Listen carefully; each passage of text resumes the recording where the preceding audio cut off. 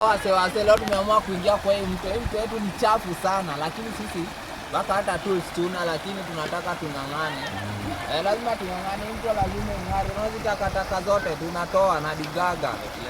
So bado nyinyi gava mnatupimaka, tunaingia kwa mto hapa tugonjeke, tunawakujia. Na tuna tools. Tunataka tufanye kazi safi, mambo iko fine. Chamua, tebu achukulie mtu aone. Ndio hiyo. Nini? Inaitwa aje?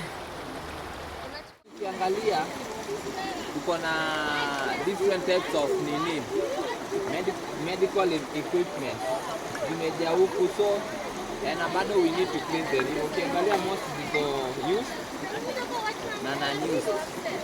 So ukiangalia kama hizi mostly ni hizi ziko used, unaona? So nataka kuambia gava bado ikipia wase job ya kuclean hizi river, ensure imepea watu safety gears. Kweli. Safety gears, wase unapata msichana ingia kwa maji, ana gambut, ana gloves, mask. And yet tunataka tu clean hizi river. Kweli. Bado wase wana dispose hizi vitu. Be careful. Tukuwe na proper disposal ya hizi waste materials, especially hizi za medical waste materials. Kweli. Unapata bado kuna mayouth bado wanaingia kwa maji kusaka machuma zao. At the end of the day unapata wamedungwa sana na si kwa health, na bado zinatuma tunakuwa na health hapo, kani zile madisease na spread daily na si kwa.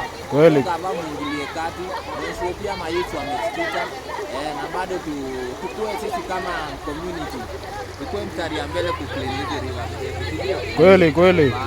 Kweli. So guys, tunataka tung'arishe hii mto, hata kama kuna hizi nini lazima ing'are. Kweli.